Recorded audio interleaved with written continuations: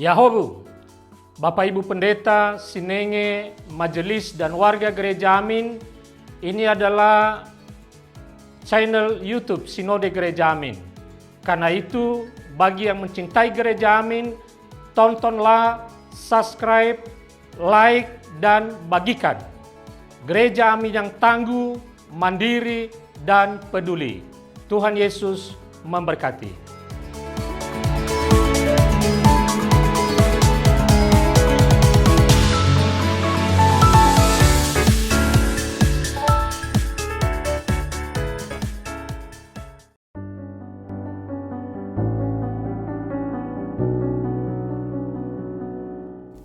Shalom sahabat muda, salam jumpa kembali dalam acara Youth for Christ bersama saya Pendeta Fosawatu Zaluhu dari Gereja Nihakeriso Protestan Indonesia GNKPI, anggota PKIW DKI Jakarta. Renungan kita hari ini Selasa 27 Mei 2025 dituliskan oleh Pendeta Rita Dwi Lestari dengan judul Kuatkanlah Hatimu, yang didasarkan pada kitab 2 Tawarikh pasal 15 ayat 1 sampai 15. Sebelum membaca firman Tuhan, mari kita berdoa. Ya Tuhan, kami datang di hadapan-Mu untuk memohon kekuatan dan pimpinan-Mu, supaya kami dalam merenungkan firman Allah, kami merasakan diberkati, dikuatkan, dan mengalami pertumbuhan iman, terutama kepada para pemuda yang menyaksikan renungan ini. Kiranya mereka diberkati dan mereka semakin bertumbuh dalam iman percaya kepada Yesus Kristus. Dalam nama-Mu kami berdoa ya Tuhan. Amin. Sahabat muda, yang akan menjadi pusat refleksi kita hari ini adalah 2 Tawarikh 15 ayat 7. Tetapi kamu kuatkanlah hatimu, jangan biarkan tanganmu melemah, karena ada upah bagi jerih payahmu. Sahabat muda, setujukah kamu dengan ungkapan yang mengatakan, tak kenal maka tak sayang?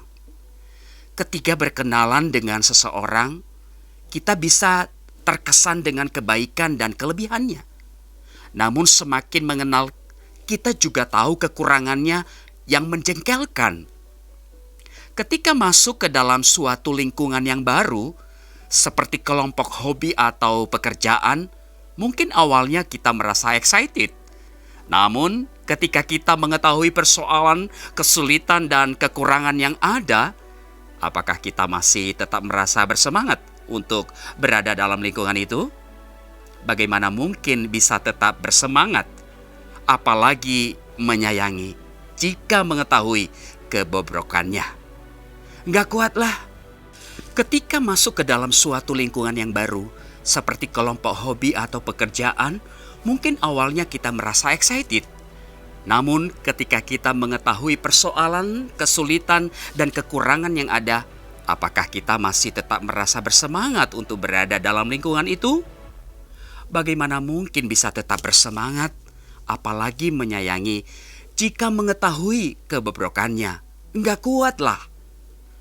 Raja Asa adalah Raja Yehuda yang ketiga. Pada masa pemerintahannya, situasi keamanan tidak kondusif. Selalu saja ada ancaman dan bahaya yang mengintai dalam gerak aktivitas masyarakat. Belum lagi berbagai kekacauan dan kesukaran lain terkait penataan hidup bersama dan kebutuhan-kebutuhan hidup. Melihat situasi yang demikian, lebih mudah untuk membiarkan, bersikap masa bodoh, dan mementingkan diri sendiri.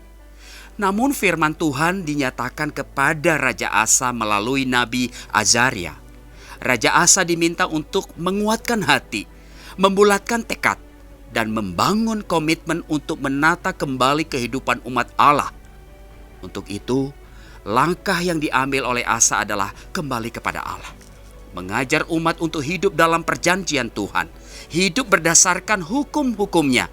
Hasilnya umat Allah hidup tentram. Sahabat muda, apakah kamu berada di lingkungan atau situasi yang membutuhkan peran sertamu untuk menata dan melakukan perubahan? Kuatkan hatimu sebab Tuhan beserta. yakinlah bahwa jeripayamu tidak akan sia-sia. Mari kita berdoa.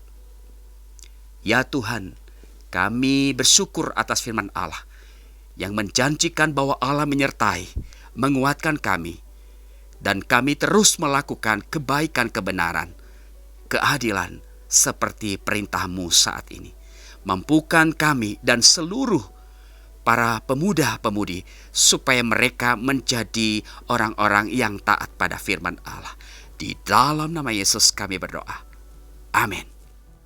Sahabat muda, demikian renungan kita hari ini. Jangan lupa subscribe, like, dan bagikan kepada teman-teman yang lain. Tuhan memberkati.